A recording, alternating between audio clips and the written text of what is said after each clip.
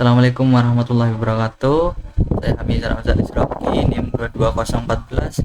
Di sini saya menjelaskan bagaimana langkah-langkah perhitungan naive Bayes dan pengertiannya. Jadi naive Bayes itu merupakan metode yang mempertimbangkan atribut kontinu dan fitur data dari seluruh kumpulan data, yang nantinya data ini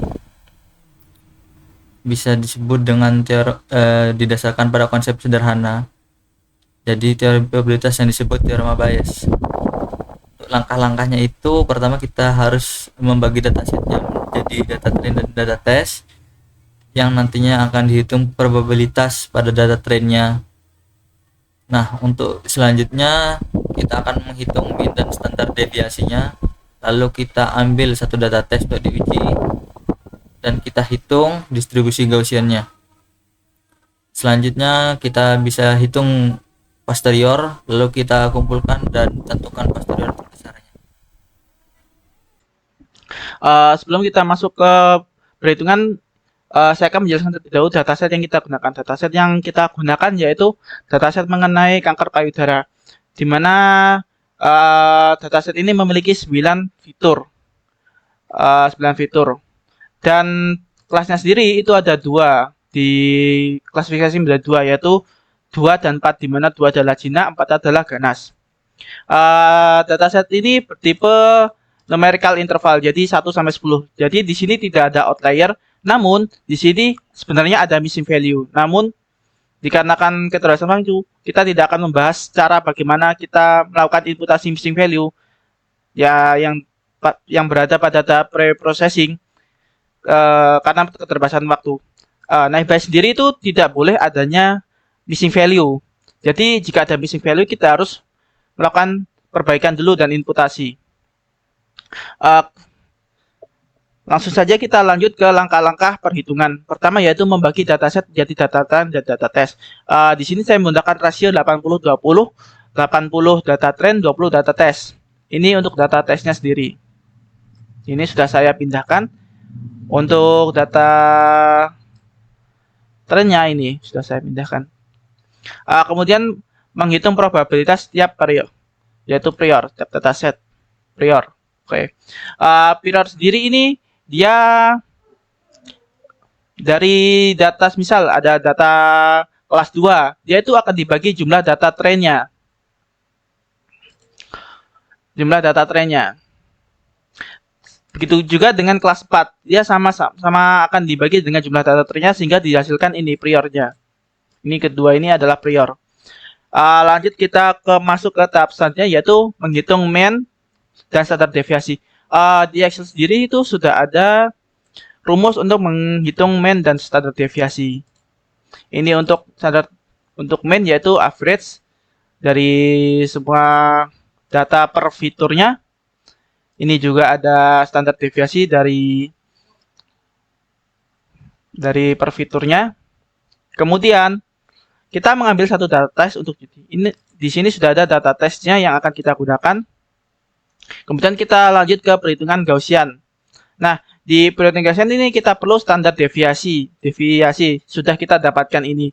Kemudian ada lagi yaitu mean. Sudah kita lakukan dan kita cari. Kemudian ada konstanta bilangan Euler, ini sudah ada ketetapannya, jadi kita tinggal panggil karena di Excel sudah ada, jadi kita tidak perlu deklarasi. Sama halnya dengan pi juga, kita tinggal panggil. Kemudian ada nilai acak, yaitu yang dimaksud adalah nilai ini per fiturnya. Seperti contohnya, untuk perhitungannya adalah seperti ini. Data yang ingin kita inputkan, kita masukkan ke bagian X-nya. Sehingga untuk lainnya itu mengikuti dengan rumus ini. 1 per kuadrat, 2 kali pi, dan sebagainya itu mengikuti formula dari distribution Gaussian. Jika sudah, hasilnya akan didapatkan seperti ini. Sama halnya dengan kelas 4 juga kita melakukan hal yang sama. Jadi tiap-tiap kelas itu kita cari. Gitu. Baik, berikutnya saya akan menjelaskan tentang posteriori atau bisa kita sebut posterior. Posterior itu didapat dari perior yang sudah dijelaskan sebelumnya dikali dengan likelihood. Nah, untuk likelihood, apa itu likelihood? Itu adalah perkalian dari distribusi Gaussiannya. Nah, ini dapat dilihat dari sini, ini ada notasi produk dikali dengan distribusi Gaussiannya. Nah, untuk kelas 2 itu ada 9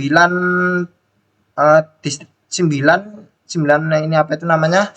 Fiturnya dari distribusi Gaussiannya itu kita kalikan semua. Di kelas 4 juga kita kalikan juga. Nah, ini semua kita kalikan.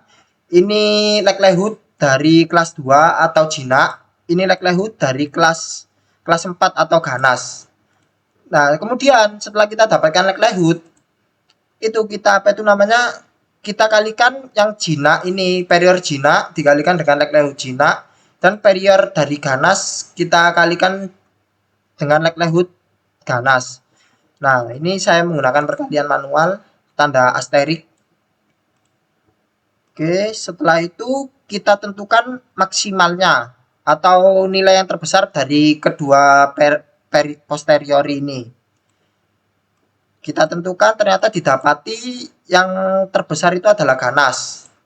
Maka dapat kita simpulkan bahwa data tes yang diuji ini adalah ganas atau bertipe ganas atau kelasnya ganas ini, kelas 4. Karena dia mendapatkan hasil posterior yang lebih besar. Kesimpulannya, dari perhitungan manual dapat diketahui bahwa satu data tes dari kanker payudara yang kita ambil berjenis ganas.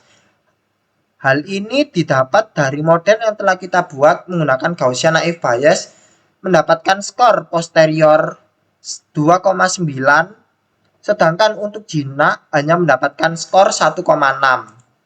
Oke, sekian dari kelompok kami. Terima kasih.